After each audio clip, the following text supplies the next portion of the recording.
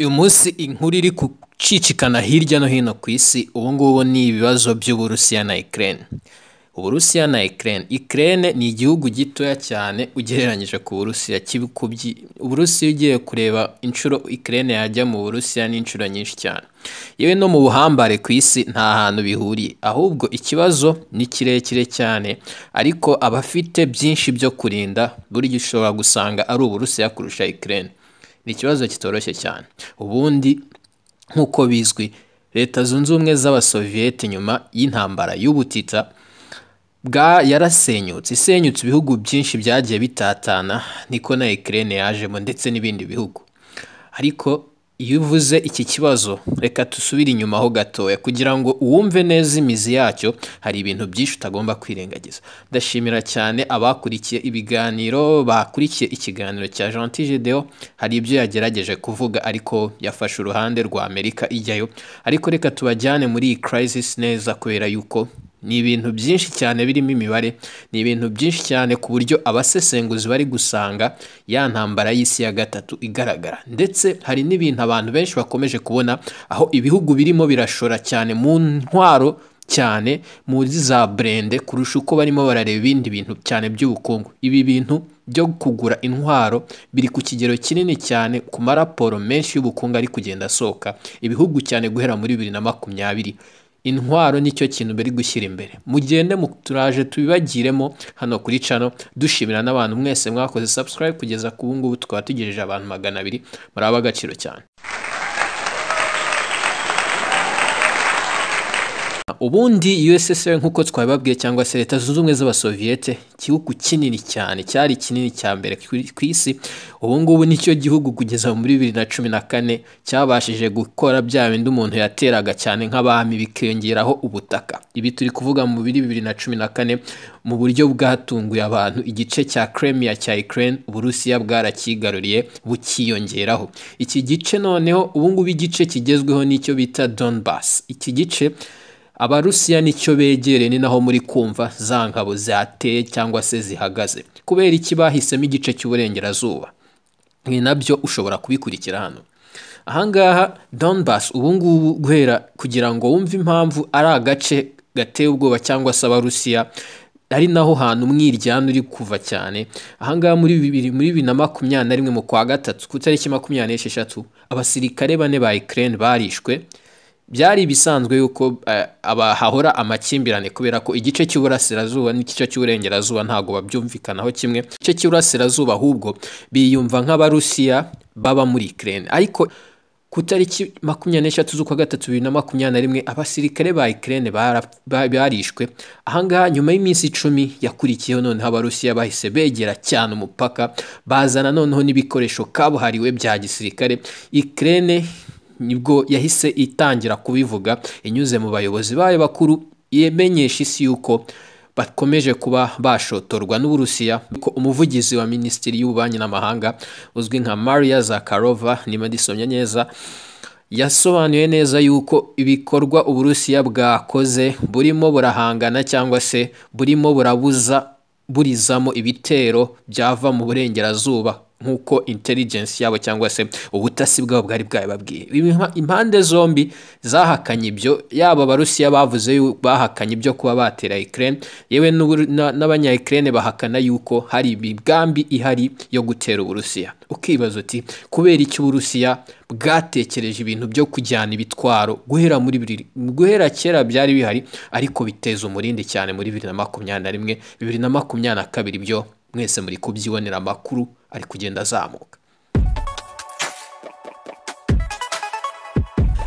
Byose biva ku miterere cyane cyane ya Ukraine. Ahangaha iyo ugiye kureba Ukraine n'ukuntu iteye uburyo bwa geography, ibingibi bituma cyane kuba Ukraine iri hariya hari ikintu kibi cyane gishobora kubamo mu gihe yabiganjwe n'uburengerazuba. Ibingibi ntago ari ibintu byiza cyane kubera yuko ahangaha nkuko twabibabwiye igice cy'uburasirazuba kimeze nkaho kigumuye, yewe gifite n'ingabo zazindi bita ngo ni zita ngo mercenaries, bariya babandi bishyura kugira ngo bagende bateze umwivumbagatanya barwane, aho kugira ngo ubone ingabo zo mu kindi gihugu, ahubwo ukabona abo bantu baba bishyuwe kugira ngo ibyo bibeho. Abo ngabo rero bishyurwa n'Uburusiya guhera muri 2014.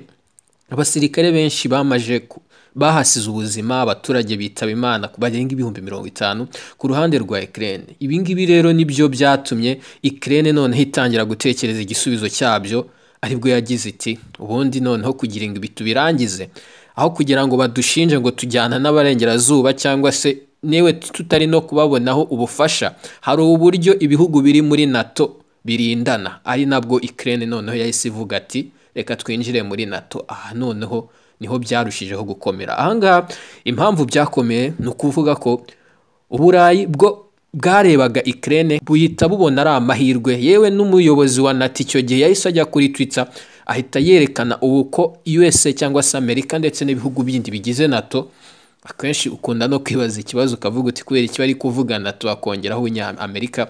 Mwibuke yuko icyo gihe NATO ntuza yigeze kuyivamo Donald Trump. Icyo gihe babivuga rero murabyibuka bari batarakora finalization yo gusubira muri NATO. Icyo gihe bari barimo barabona icyo gice, nkuko mwanabyumvishe Gentil Gedeon wenda mu kiganiro cye yabivuze. Abarusiya bo bari kubwira Ukraine ati Amerika iri kubabonamo nk'igikoresho kugira ngo itubuze iterambere ryacu. Ukraine nayo ikavuga iti twe tuza akamaro byatugirira tubonye membership cyangwa se kwinjira muri NATO. Ibi ngibi Uburayi ndetse nayo mpamvu n'Uburayi bwabikomeje cyane, yaba Abadage, yaba Abanyamerika, yaba Bwongereza, yaba Abafaransa, ndetse yewe na Macron yigeze no kubivuga yuko bizamera gutya mu kwa 12. Ababyibuka interview yarazikoze. Ibi ngibi bahise babona ari amahirwe noneho no kuba Ukraine bishaka, ari nayo mpamvu uri kubona bigaruriye cyane cyangwa se bari kumva ibintu byo kwita bajyayo ngo bayifashe kubera ahantu iherereye, kugira ngo nayo bayikoreshe mu by'ikeneye nabo bagire ku cyo bakeneye. Kubera iki rero Abarusiya bo ikintu barimo barareba ahangaha, bashoye amafaranga menshi mu gihugu cya Ukraine, yewe n'igice cy'uburengerazuba. Impamvu bakireba cyane kuba hari Abarusiya benshi cyangwa se abantu bimva nk'Abarusiya, byanatumye no kuba export cyangwa se bacuruza amavuta cyangwa se ibingibi amavuta cyangwa se za petrol zose zizwi ko mu Burusiya ziriyo nyinshi cyane, bituma ariho hantu isoko riri, bashorayo byinshi cyane, bigoye yuko bakihanganira kuba babibura, kubera yuko iyo ugiye muri NATO akenshi hari n'amategeko amwe namwe, hari n'ibihano bashobora no gufatira igihugu kimwe na kimwe bijyanye n'ubucuruzi ndetse n'ibindi bintu n'umutekano, ndetse hari n'uburyo bakorana mu buryo bumwe cyangwa ubundi Uburusiya budashobora kwihanganira kuba bwabura muri ibi deal yo kujya muri NATO.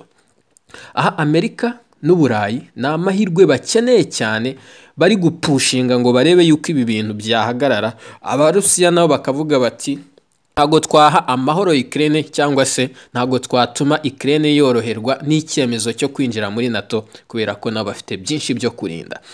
Ibi byose ni gutya ikibazo gitangira. Ubu rero kugira ngo ubyumve rero, uburakari Abarusiya bafite cyane cyane nabwo buri projet bafite yo kureba uburyo babaho, cyangwa se nibo bantu barimo baragerageza footprint y'uburyo abantu babaho barafatiwe ibihano n'uburengerazuba.